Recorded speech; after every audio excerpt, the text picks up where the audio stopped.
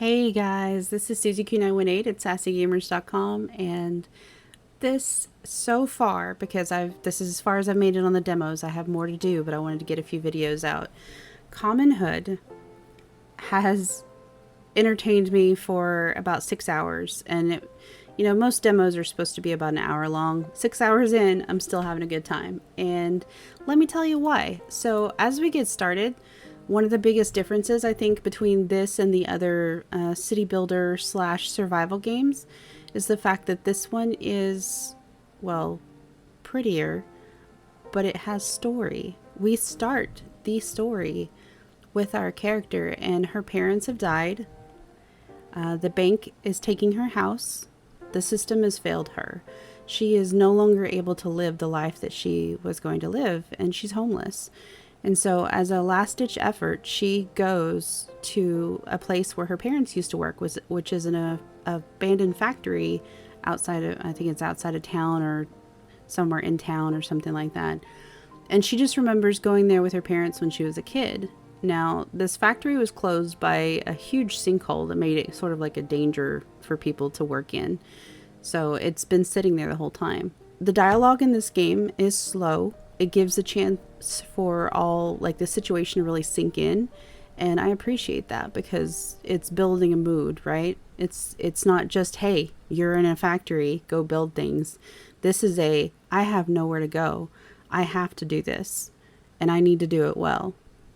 Anyway, she gets to the factory and she meets several other kids and adults. Basically, anybody in the town that hasn't had a place to go has ended up there because there's nowhere else to go. And as of when she arrives, they are existing. They have some tents popped up. They're making it by the skin of their hair. Whatever. I'm such an idiot. Anyway, so they're barely making it.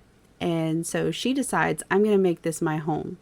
And that's you. She is you. You are going to go build crops. You're going to build actual homes that aren't tents. You're going to bridge the gap over the sinkhole and see what's over there. There's apparently some dangerous things to discover. I haven't seen them yet, but the story kind of edges you along that there are good people and bad people here at the factory, and you just, you don't know which is which yet.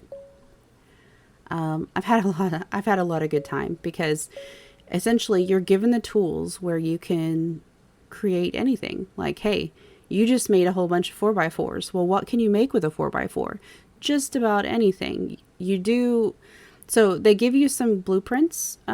There, of course, I think there needs to be a little bit of refining on these blueprints, but that's normal because you can clearly tell that they're just some test blueprints and that there's going to be a lot more not in the demo.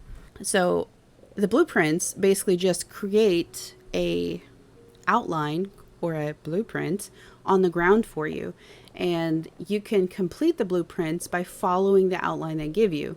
Well, once you realize that the blueprints are just an outline, you can actually create anything you want. You don't need that outline to know that you can make a box or a planter box, because you know that you just need 4x4s, in a square. Like, it's actually really easy to start assembling things after that. So I started building like a series of like boxcar houses, like well before I was probably supposed to. Things that I didn't like, there were a few little glitches, but I think those will be fixed before the game's over. Glitch number one, sometimes when you're planting, I wanted to make like a big long garden instead of little planter boxes, and that leaves a lot of unused space because the plants have to be so far away from each other, which is kind of normal. That's how you do regular planting, but it just leaves excess space in the box. Like, I even tried to math it out to know exactly how big the box needed to be, and it ended up being too small, so then I didn't get as many plants in as I wanted. So it's a little bit inefficient there, but that could also be user error. The other thing is, sometimes whenever you plant things, there'll be at least one plant that you can't water. I don't know if it falls through the world. I mean, I can see it, but for whatever reason, there's something about it that means that it can't be interacted with, and you can't remove it. It is there. It is stuck. So I didn't find out in this run through of the game because I actually went back and started again because I didn't save, guys.